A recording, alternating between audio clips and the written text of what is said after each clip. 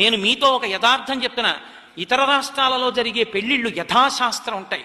అందుకే ఇన్ని fertility centres లేవు. నేను కర్ణాటక, కేరళ ఈ రాష్ట్రాల్లో ఎన్నో క్షేత్రాలు పర్యటించాను.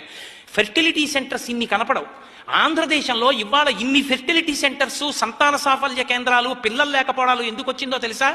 వివాహ క్రతువు భ్రష్టు పట్టడం వల్ల. పేరుకి బ్రాహ్మణుడు మంత్రం చెప్పడానికి ఓ గౌరవం లేదు, మంత్రం మీద గౌరవం లేదు. పెళ్లి చేసుకునేటప్పుడు అర్థం పర్థం లేకుండా నురగలు కొట్టుకోవడం, అసహ్యకరమైన పదార్థాలు తలల మీద పోసుకోవడం, ఎంతసేపు వీడియో పిచ్చి, కెమెరా పిచ్చి. బ్రాహ్మణ కుటుంబాల్లో పుట్టినటువంటి దౌర్భాగ్యులు కూడా చొక్కాలు బనీన్లు విప్పి ఉత్తరీయం వేసుకుని కన్యాదానం చేసుకోరు. కన్యాదాత చొక్కా బనీనిప్పడు, కన్యాదానం పుచ్చుకునేవాడు చొక్కా బనీనిప్పడు. విప్పకుండా పెళ్లిళ్ళు చేసుకుంటే ఎక్కడి నుంచి సాఫల్యాలు రమ్మంటే వస్తాయి? ఒళ్ళు దగ్గర పెట్టుకుని వేదం చెప్పిన ఆచారకాండ పాటించలేవు. చంకలో సెగ్గెడ్డేస్తే చొక్కా బని నిప్పుకుని 10 రోజులు తిరుగుతావే సెలవు పెట్టి. ఏం పెళ్లిలో కన్యాదానం చేస్తూ 10